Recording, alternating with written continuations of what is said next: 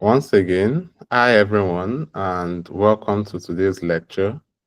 And today's lecture will serve as the end to the fundamentals on blockchain.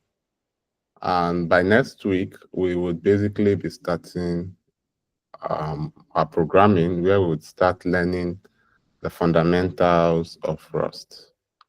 Well, as usual, are there any persons among us that is willing to give us a revision based on last class, and then we can move on from there?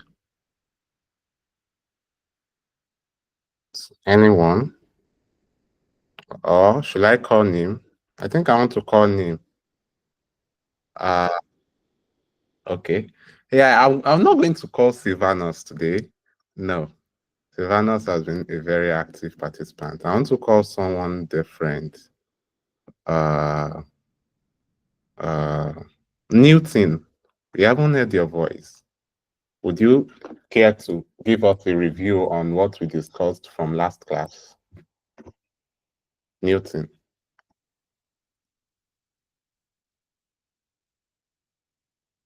Can mute and speak, Newton.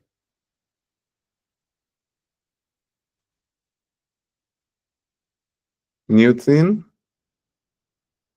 Hello, thank you, Mr. Ayo. Okay. So last class we discussed about storage, about instances of storage. We discussed about the characteristics, how they are structured. They are different types. Yeah, that's what I can remember. Nice. Yeah, Beautiful. Thank thank you you. so much for adding your two piece. Thank you so much. Let's call someone else to add to what Newton have said. This time, I would like to call Sange. Uh, yeah. You can unmute and speak, please.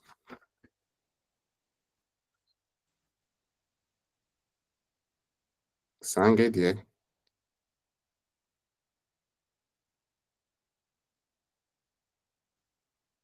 Sange.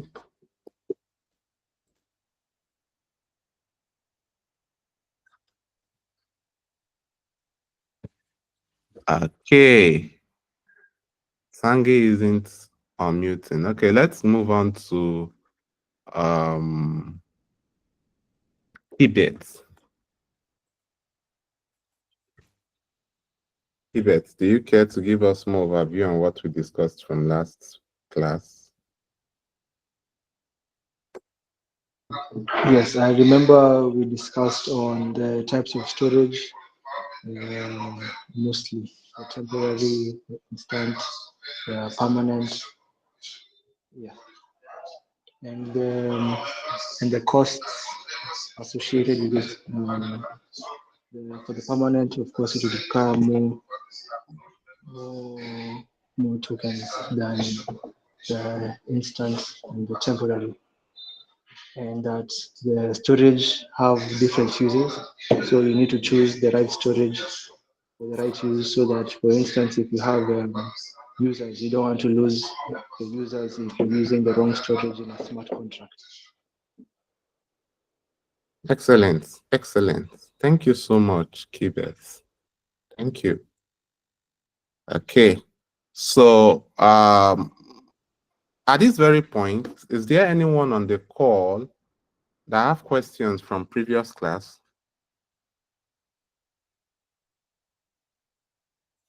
Anyone on the call that has questions from previous class? Okay. Seeing that there are no hands up, I would assume there are no questions from previous class. So I started yesterday by talking about contract invocation and execution. Then we also went on to talk about the contract installation process, where I explained that your code is first of all compiled, and it is compiled down to WebAssembly. Then from WebAssembly, The WebAssembly is then deployed as a WebAssembly bytecode to the ledger. And from there, you can literally create instances for your smart contracts. So you can keep creating different instances, and these different instances will have their own individual storage. Okay. Next, I went on to talking about how transactions are invoked on smart contracts, whereby a person that deploys a smart contract can basically interact with the smart contract he has deployed, whether it's a read call or a write call. And when it's a write call, the transaction is being sent, and this transaction literally mutates the state of the ledger. And so the transaction implementation is taken from the wasm bytecode while it updates the storage of the instance of the smart contract. Okay, then I went on to talk about how multiple instances from the same wasm bytecode can be created from just one wasm bytecode. So just one wasm bytecode, you can instantiate instances of multiple contracts, basically. And I explained how this allows for flexibility and deployment. Next, I went on to talk about the different storage for the smart contract. And based on the different storage, I said there are three different storage. We have the temporary storage, the permanent storage, and the instant storage. Now, I made mention that there are clear differences between the temporary storage, permanent storage, and instant storage. I went on to also make it clear that using a temporary storage for a permanent storage is definitely a vulnerability, and this could cause users to lose their assets, or this could cause you to lose information about a smart contract. So it's wise to understand when you use permanent and when you use temporary. And I also went on to say when you use permanent instead of temporary, then in that particular case, you lose the cost effectiveness in that you are not able to, save cost, because permanent, you have to pay more, temporary, you pay less. So in the case of, okay, Tez has something to say.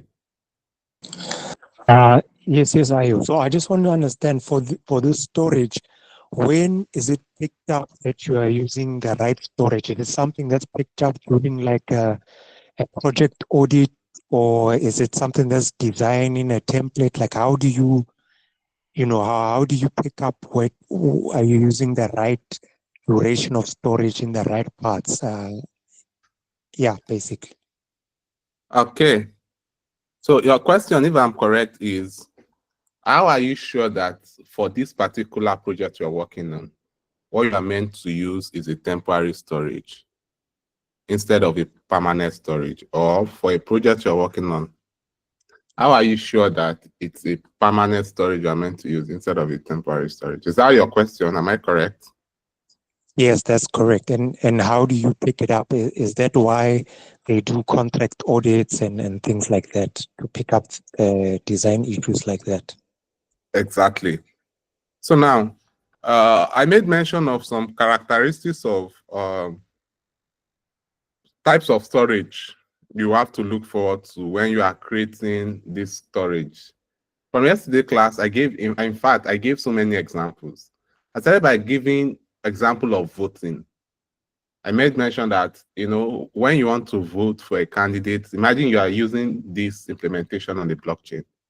For that voting, you are voting for that candidate that time. And once the vote is over, the count is completed. At that very moment, you necessarily might not need that smart contract again. For that kind of situation, you could probably use a temporary storage. Now, in a different situation whereby you're trying to create price oracles, and these price oracles are time bounded, and so you know that that smart contract does not need to live for a long time. And in this case, you can basically use what? A temporary storage. Now, coming to permanent storage, I made mention that most times you use permanent storage when you have to deal with user profiles, you have to deal with balances. So what are we saying, talking about balance? It means when you are dealing with assets. Imagine you created a staking contract where users have balances, and then you use a temporary storage. And at the end of the day, or at the end of the whole staking period, users have zero access to their funds because the contract has been archived. In that case, you definitely need a permanent storage. Or for example, you created a smart contract that is literally a pool that contains two different tokens for swapping. For this type of smart contract, would you rather want to create a temporary storage for it or a permanent storage? Test.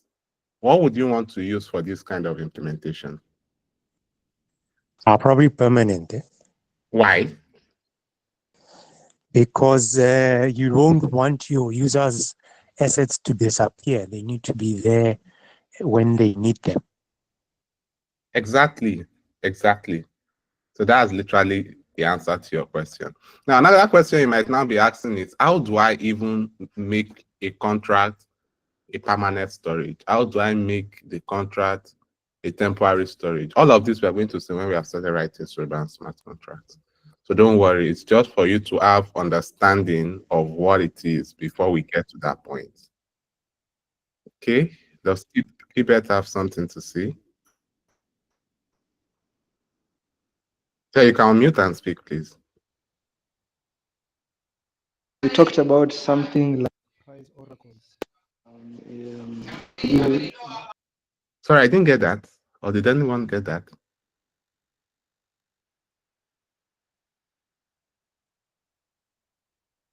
Kibet? I was saying you mentioned something to do with price oracles. I never Yeah. understood what price oracles are. Oh. No problem. You don't have to understand that now. But I will just give you a general knowledge on what price oracles are. Price oracles are literally used to get prices from the name, prices of an asset you get.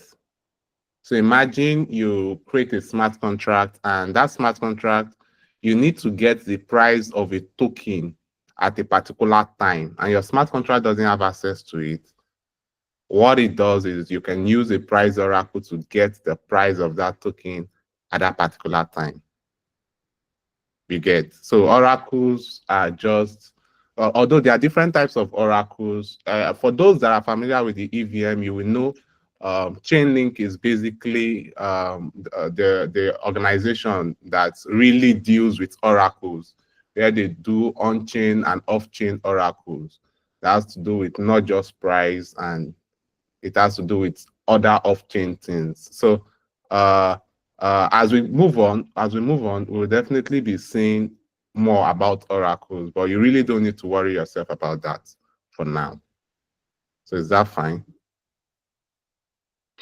Yes, thank you. Okay. Then we moved on to operations. From those that we are talking about what we did last time, none of them spoke about operations, but that's literally why I went back. So we moved on to operations, and we spoke about what operations are, making it clear that what actually modifies the ledger is an operation, because for each transaction that is sent to the ledger, it contains at least one operations. Now, we went on to say that there could be multiple operations inside of a transaction. And we even showed the Stellar scan to show that a particular transaction could have up to 10, up to 12 operations inside of it. It's just literally based on what you are trying to do. And inside of the transaction, all of these operations are found. Then I went on to show the different types of operations that we have. I even showed these operations from the Stellar documentation, where I show the payment operation, create account operation, change trust operation, and so on and so forth from the different operations that we have. I went on to explain that these operations could fall into three threshold categories. Either it's a low operation, a medium operation, or high operation. Then I went on to talk about the structure of a transaction. That was where I also showed on the Stellar scan what the component of a transaction is.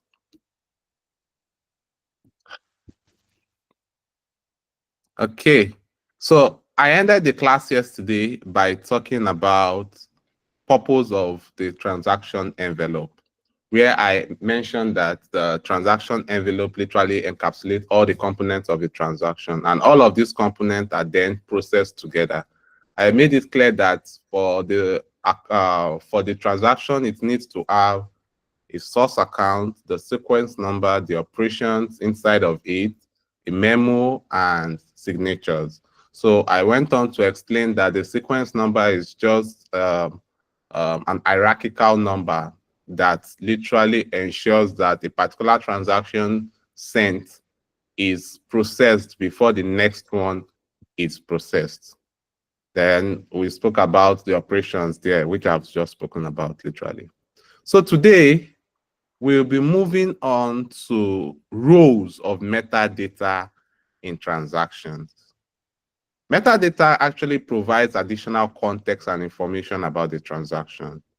It includes details such as the operation result, changes to the ledger, and any relevant event logs. This actually makes sense as sometimes ago, we were talking about uh, I'm trying to remember what we were talking about that has to do with this. From some times ago, we were talking about indexers, yeah, indexers. And I explained what an indexer is. And basically, to create an indexer, you literally need to have, it could be that what you are trying to index is based on just one smart contract. Now, for that smart contract you're trying to index, what you are indexing is the transactions that has happened in that smart contract. And the entry point to indexing is literally you using the emitter inside of the function. So if a function have an event, that is an emit event, the the indexer can basically track all of these emit events, and everything inside of the emit event is then locked into the indexer. And so these informations could literally contain metadata of the transaction. It could be that you called probably a transfer function, and then inside of the transfer function, it has a transfer emit. And what is included in the transfer emit? It could be the sender, the receiver, the amount, the block dot timestamp when the transaction happened. So this could serve as a metadata, and you would probably want to track it, probably index it for future reference, easier future reference. And so all of these could be more like the role of a metadata in a transaction. Importance of signatures and validation. Signatures literally authenticate the transaction, proving that the source account authorized this. So each transaction, each signature must meet the required threshold weight for the transaction to be valid and accepted by the network. What are we trying to say? Before a person can send a transaction to the blockchain, he needs to sign this transaction.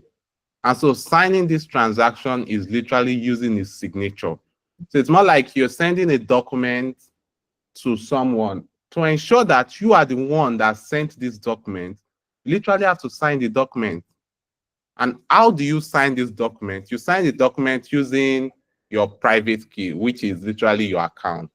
Your account includes your private key and your public key, basically. So this is basically what you use to sign any transaction. So for every transaction that happens on the blockchain, the tx.origin, which is the originator of that transaction is usually an account. In Ethereum, in the EVM world, it is called externally owned accounts, EOA. So that means that even if you write a function in your smart contracts that calls 10 other contracts simultaneously, the last contract that it calls, no matter what, it cannot be called if a signer does not initiate that call from the first contract. So to every transaction that happens, it must be signed before it is added to the ledger. Contract authorization and invocation. Process of contract authorization. Before a smart contract function can be executed, the transaction must be authorized by the appropriate account. Authorization involves verifying signatures and ensuring the transaction meets the required threshold. So what are we talking about? Now, there are certain functions you can have in your smart contract whereby you might want to require that only certain persons can call this function. What are we trying to talk about? You might have what we call only owners function. So this only owner function is more like only authorized persons that have been added can call this particular function. So if another person calls that function, if the signature does not match the signature of the person authorized to call that function in the smart contract, the transaction will not be added to the ledger. The transaction would be reverted and it would not be added to the ledger. So that means the authorization involves verifying that this signature coming from a different individual is actually a valid signature that is signing the smart contract.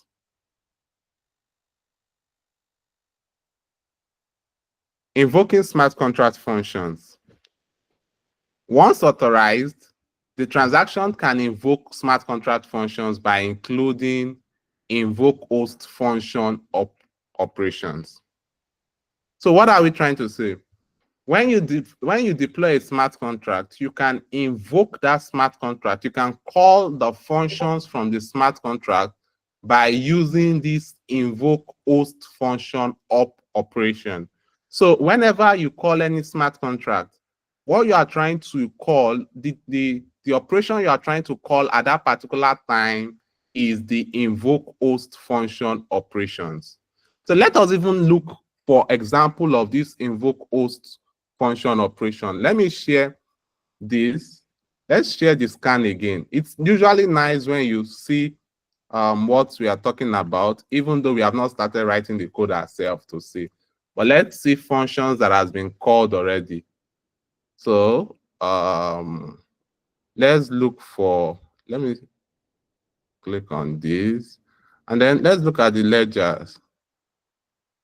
And inside of the ledger, we have some operations.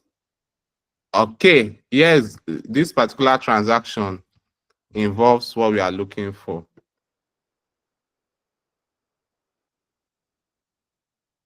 So, can you see? All of these are the methods inside of the function that was called from the smart contract. You see? All of these, this is the operation type, invoke host function. So this particular invoke host function is an operation that is called whenever you invoke a smart contract. So imagine this is the address of the smart contract, and this is the function that was called function deposit. And these are the parameters it took. The function took address, a vec, and a U128. We're going to understand what address. Address is a data type. Vec is also a data type, and U128 is also a data type. You're going to understand what all of these are when we start writing our smart contracts. But it's important that you understand how to query the chain whenever you make a transaction. So when we start writing Cerebral smart contract, we'll be deploying this smart contract, and then we would be trying to query our transaction to see if our transaction is successful. So all of these we can see from the scan, basically. Let's go back to a slide.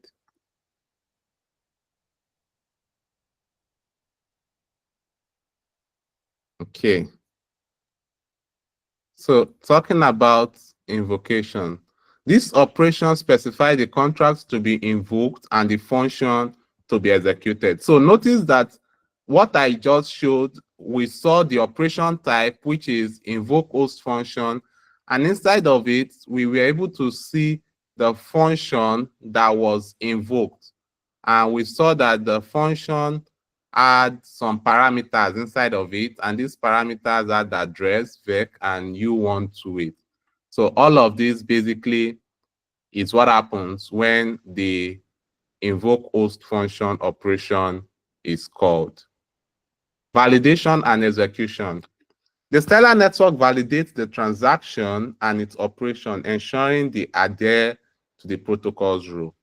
And upon validation, the smart contract function is executed within a secure, isolated runtime environment. We've literally made mention of it earlier that the smart contract, a virtual runtime environment, is pinned up whenever a function is being called, and then it is executed in that virtual environment, and then it is terminated after execution.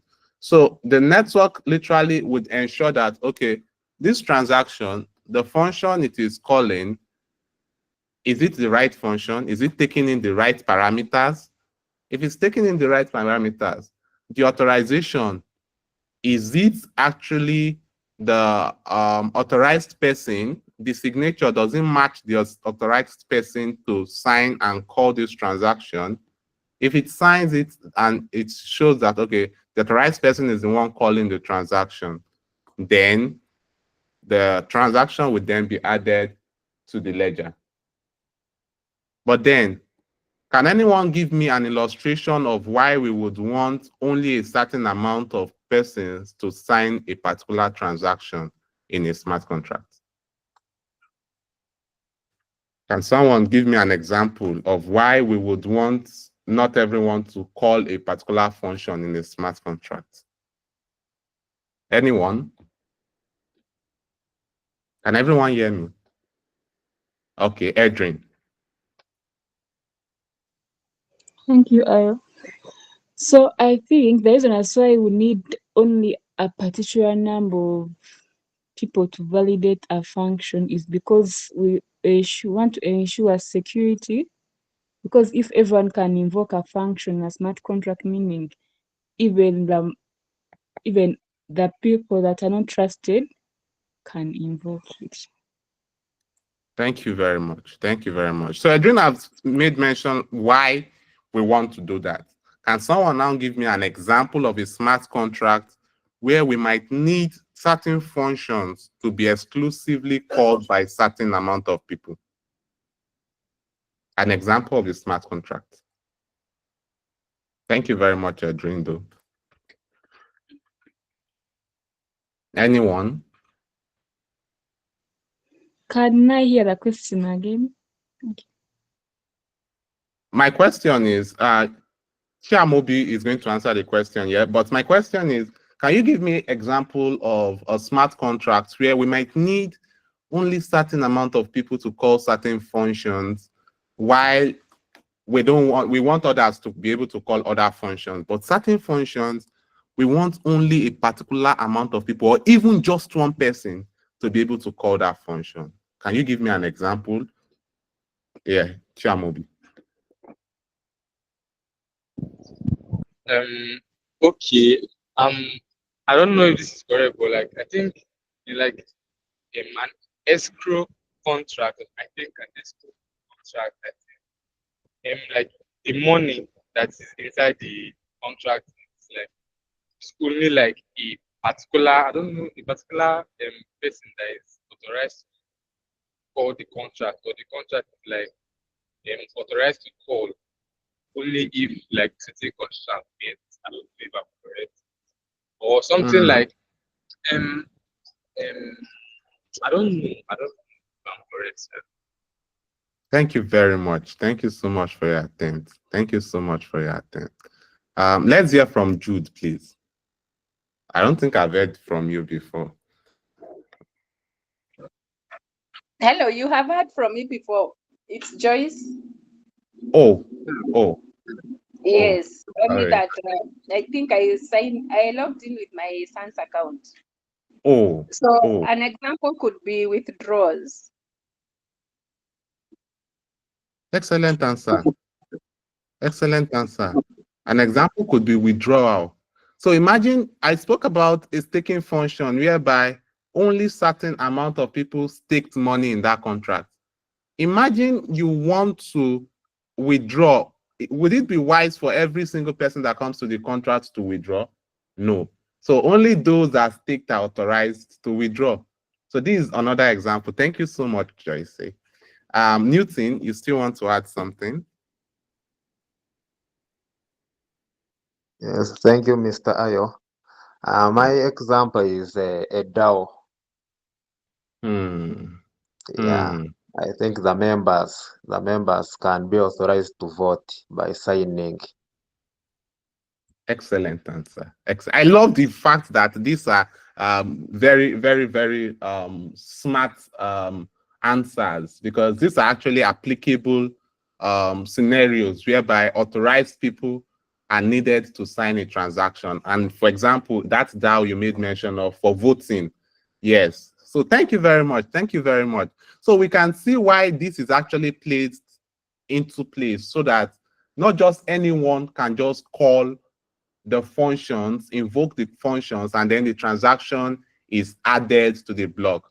We said the blockchain is decentralized, it is accessible to everyone, everyone can participate in it, but these are precautions put in place, as a smart contract dev. When you're writing your smart contract, you ensure you put these precautions in place to ensure that authorized people can call these functions. So thank you so much, everyone, for the answer you've given and for your participation. I really do appreciate it.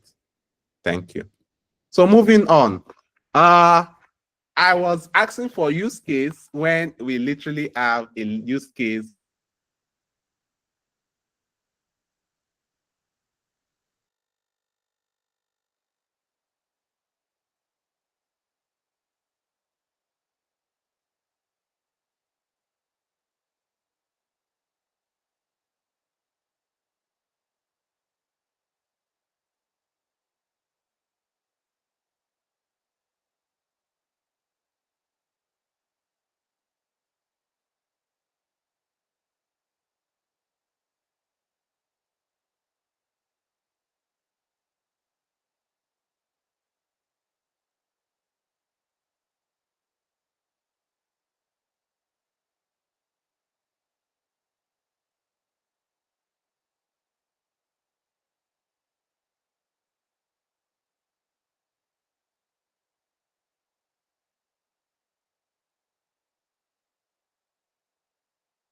Hello.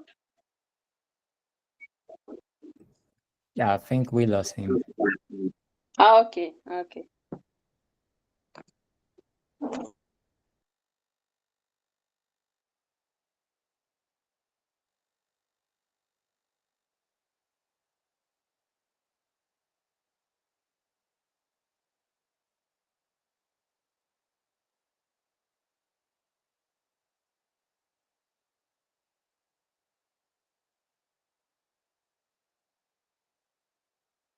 Yes, Ben, you can speak.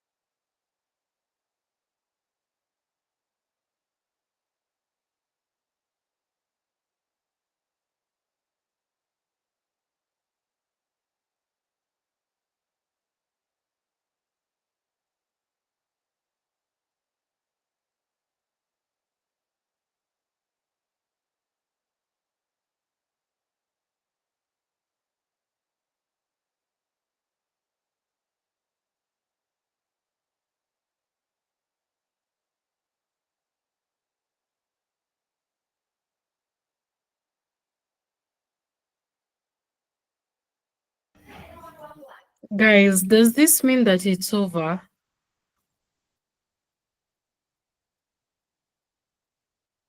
No, let me come back.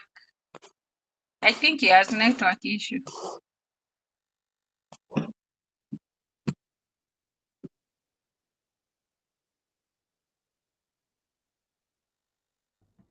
I'm so sorry. My network just went out.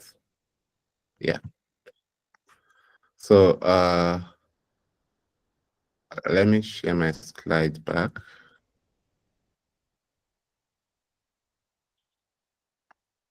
Call came in and it just disrupted my network. Okay. So we were talking about the different use cases for smart contract, and I was saying that you can basically use any of these idea you can see here to to ensure that you build something while you are going through this lecture. And I spoke about the decentralized finance, asset organization, supply chain management, and insurance. So imagine you want to create an insurance firm and you basically create an insurance firm on the blockchain and everything is being managed from the blockchain. Okay, let's see something to say.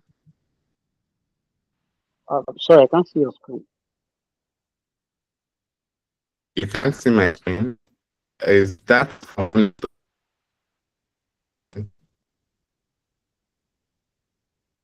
or others can see my screen too? Yeah, I can't see your screen.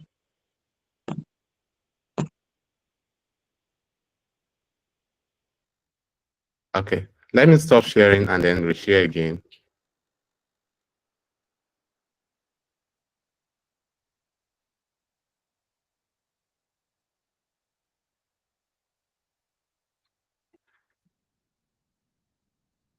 Okay, how about now? Can you see it now? Tosin? Okay, great. I'm so sorry about that. So you can think of other ideas basically for whatever you want to build. I mean, at the end of the day, why we are even learning all of these things is because we want to be able to build ideas and solve real life issues. And solving real life issues would literally increase our financial gain. Because when we are able to build a solution that everybody is using effectively, I mean, there is literally profit coming from it. So case studies of successful implementation, we want to highlight specific projects and applications that have successfully utilized smart contract on Stellar. So can you think of anyone that you know of? Do you know any application on Stellar that have literally been solving real life issue? Is there anyone you know about? Can anyone just tell me anyone they know about?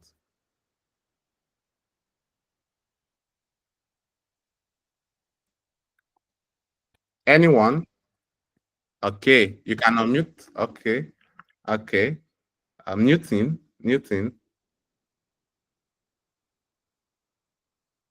Thank you. I know Robusta wallet. It is used to do on and off of Chinese transactions in Stellar. Excellent. Can anyone also tell me any other one they know of?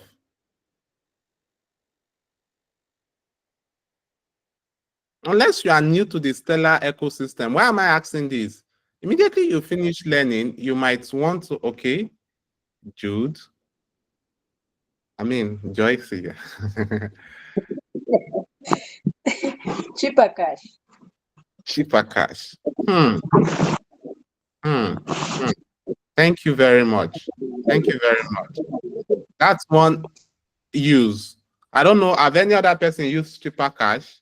You see, that's a real life example of smart contracts on the Stellar ecosystem that is literally being used today. Basically, I've not tried using cheaper cash, accept assets with the Stellar token. I'll probably try that out later on. So thank you so much for that. So we can go on and on to discuss about the different challenges we face in our own local environment and think of a solution we can create and place this on the blockchain. You see, some weeks back, I was discussing with some of my colleagues, and they were in fact thinking of a situation in their own local, country, and they were specifically talking about how poverty have ravaged the community. And then they went on to think of how could they create a system whereby everything will be done on the blockchain. Now, there are philanthropists that are willing to, give out, but these philanthropists are not sure on who to dish out this help to help those that are in need of it.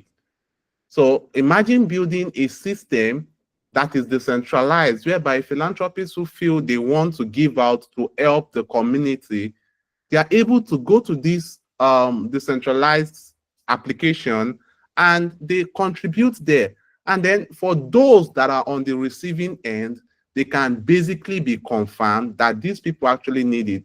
And everything is open and transparent.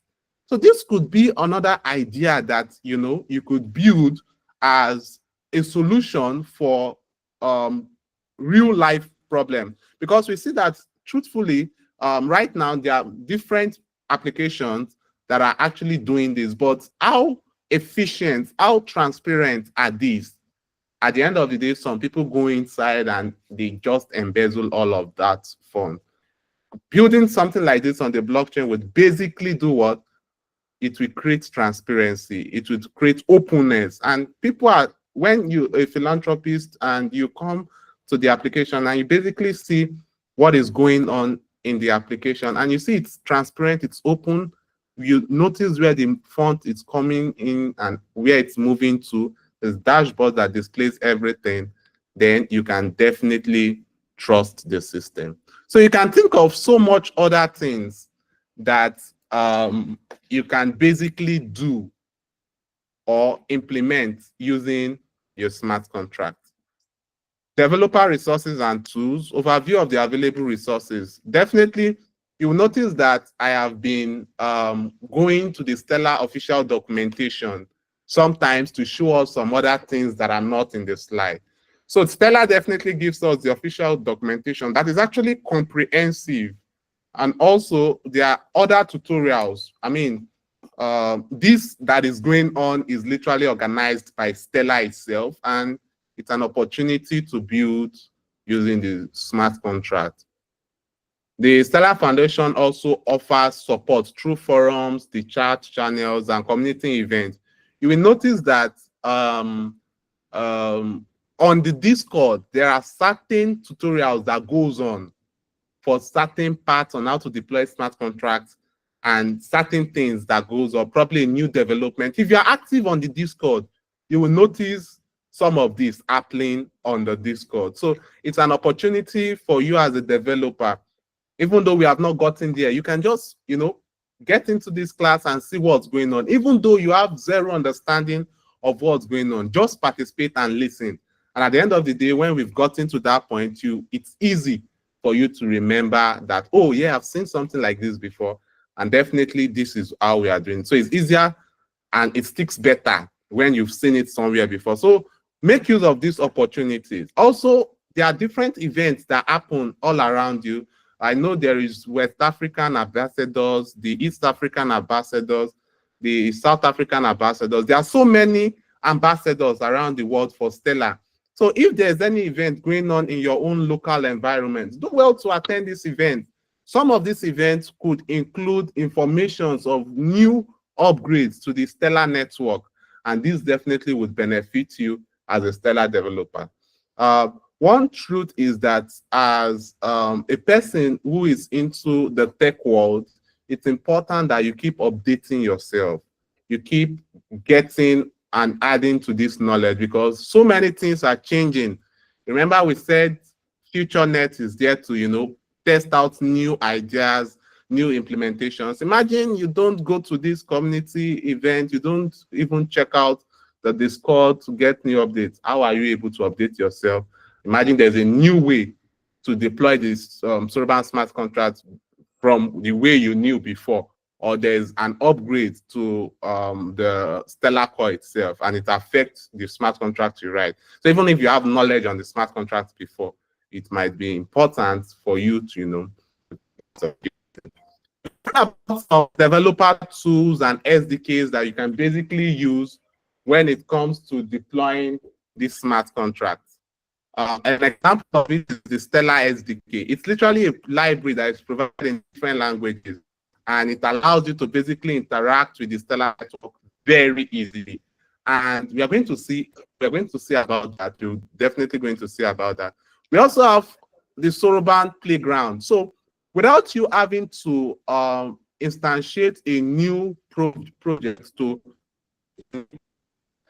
different playgrounds basically that you could use, write your smart contract in, and you basically the smart contract in that playground. You've spoken about the Horizon API, and the Horizon API, we said you can basically use it to retrieve transaction data and also to interact with the Stellar network.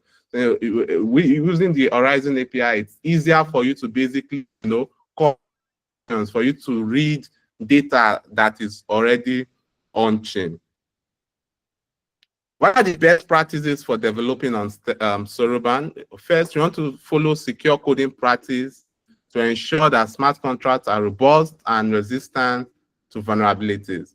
You keep hearing talking about vulnerability. The truth is that vulnerabilities can cause the ruin of an organization, because when smart contracts, an organization that depends on a smart contract to function, is being hacked due to the smart contract developers that wrote the code not ensuring adequate check to vulnerabilities. This could affect the company, because imagine a smart contract that is holding up to about $10 million, and this $10 million is literally for the users, those that have staked, those that have done something on the smart contract or whatever the smart contract is doing, and someone basically exploited that smart contract. This is definitely going to be a problem, because it is going to ruin the company or the organization. So it's important that you ensure some practices. So are there any security practices that we have mentioned from time to time while we were discussing about different things? Can someone remind us of any security practice that we have probably spoken about? Anyone? Can anyone remind us of any? Or nobody remembers any security practice?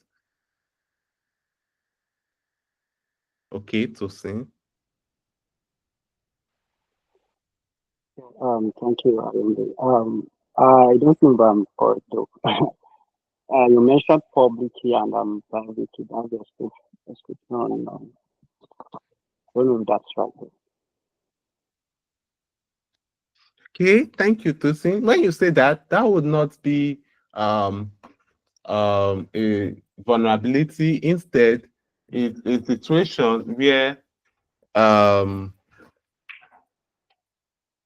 user is not keeping his private key and basically his account is not keeping his account secure. That's actually a problem. When you have your private key, and the private key is literally what you use to sign transaction, and then it becomes open. People literally sees it. They can literally sign transaction on your behalf. Yes, but that doesn't have to do with the smart contract itself. There are some particular smart contract vulnerabilities that I have mentioned before that could actually affect the smart contract. Okay, Edrin.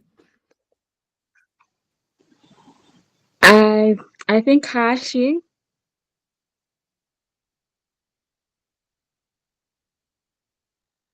Hashing. How does hashing serve as a vulnerability? Well, the question that I remember was, what are the security vulnerabilities? I thought something that could. Oh, you thought I was asking what is making the blockchain secure? Okay, no, Yes, yes. no, not that, not that, not that. Okay, okay, yes, Yvonne, please. Yes, regarding vulnerabilities, when it comes to smart contract, I think that maybe missing to make some updates on a certain period, or even missing to use the correct storage when it comes to some operation after a certain period of time. I think that that's something that should be updated quite regularly, for instance. Hmm. Thank you. Thank you. Thank you. So from what you've just said, what I'm going to pick out of it is storage. When you use a temporary storage instead of you to use a permanent storage, that is a vulnerability because that could lead to loss of assets when that particular storage is archived. So that is definitely a vulnerability. So I'm going to take that. Yes, thank you, Van. So that we don't waste our time, I'm also going to say another one. Another one is authorization. We literally just finished talking about authorization. Now, in a smart contract whereby only certain amount of people should be able to call this function, then you allowed the function to be open to be called by any other person. That could serve as a vulnerability. That means anybody, Joyce gave us an example of a smart contract that has to do with withdrawal. Imagine every single person can withdraw from the smart contract. How would that be? That is definitely going to be a vulnerability. There's a vulnerability called the reentrancy vulnerability, whereby you update your storage before you actually it's the other way around. That is, you call the transfer function before you update your storage. That vulnerability is called reentrancy vulnerability. That is another type of vulnerability. So this particular vulnerability again is a situation whereby an hacker would keep re-entering your contract because it has not reached that line of code where it updates the storage. Another vulnerability is replace signature vulnerability. Now, why am I talking about these vulnerabilities? Okay, you want to say something? You can unmute and speak, please. Oh, okay. I was wondering whether this is where node agreement also comes in, whether it can come in here. Oh, no. Okay. The answer to that is no. This is Okay. because now, when we were talking about node agreements, we were talking about the stellar core. We are talking about the stellar core, and that is the infrastructure of Stellar itself. And when we are talking, what we are talking about now is smart contracts. That is the code we ourselves as smart contract developers are going to be writing and deploying to the Stellar ledger. Now, that is what we are talking about. So in this case, when you are writing your code, okay, you want to say something? Okay, the answer dropped. So when you are writing your code, there are so many vulnerabilities you can think of. And for you to be a standard blockchain developer, you might go through interviews that would involve you being asked questions like, what are vulnerabilities involved in a smart contract? And it's important that you understand these vulnerabilities, because I would not want to employ someone that would write code that would get hacked. So it's important that we have extensive knowledge on these vulnerabilities. Now, we have just listed out these vulnerabilities, but we have not seen these vulnerabilities in practice. So we are going to also see these vulnerabilities in practice as time goes on.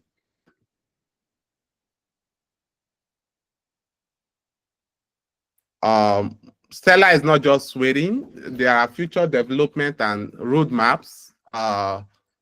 Trust lines are required for, and what are these future developments with opting mechanism establishment? These trust lines are required for an account to hold and trade specific assets. They represent an mechanism must establish a trust line to an asset issuer before receiving or as time goes on. Because when we were looking at the operations in the Stellar scan, one of the things we were looking at then was, let me quickly go to the operation and then quickly show what we were looking at. So this error, I'm sure what I'm talking about, opt-in mechanism, trust line, and all of that is probably not clear. Tosin is asking if there is a Telegram group. Unfortunately, I don't think there's a Telegram group.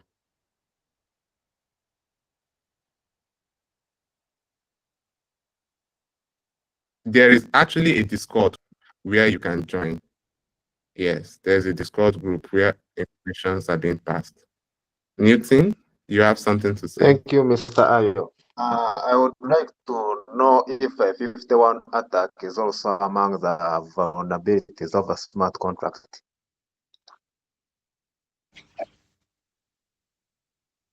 Okay. Now, I'm happy that you actually remembered that 51 attack, a 51% attack. But then, that is attacking the Stellar core itself, not the smart contract.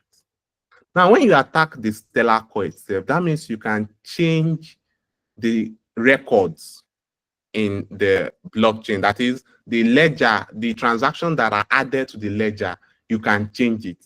But the possibility of this happening is close to 0.000 something percent because the blockchain is decentralized. So many people, the amount of people that are running the node is more than what just one person can sit down and start running his own nodes. So imagine we have about 100,000 people running the node. That means for you to perform a 51% attack, you have to run 100,001 nodes, because that 100,001 will now show that, okay, you have access to changing the information on the ledger, and all the remaining ledgers will now be like, okay, since the longest chain, that is this total number of nodes actually have this same transaction on them, that means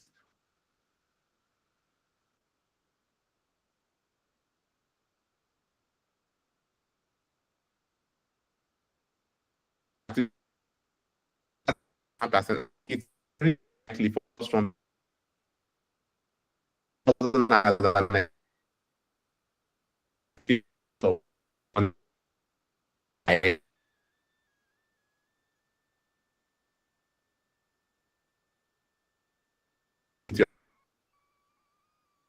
transaction to log up or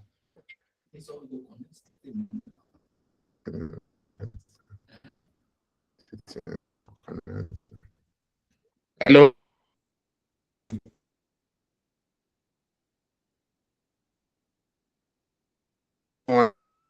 Yeah. Oh, I'm breaking. Oh, I'm sorry about that. Okay. So this is basically where to end, basically. So from our class today, we've been able to see, let me stop sharing. Our next class, we're basically just going to continue from there. So from our class today, we have been able to get different informations as to smart contract vulnerabilities, and also talking about the resources of the different use case and examples for a smart contract. We also went on to talk about authorizations in smart contracts, spoke about invocations in smart contracts. We spoke about the role of signature, what you use signature to do in a smart contract, spoke about validations, spoke about more like on revisions on transaction envelope. So this is basically how we come to the end of our class, and I'll be stopping the recording, but I noticed Divine's hand is up. So give me a second, let me stop the recording and then we can answer your question.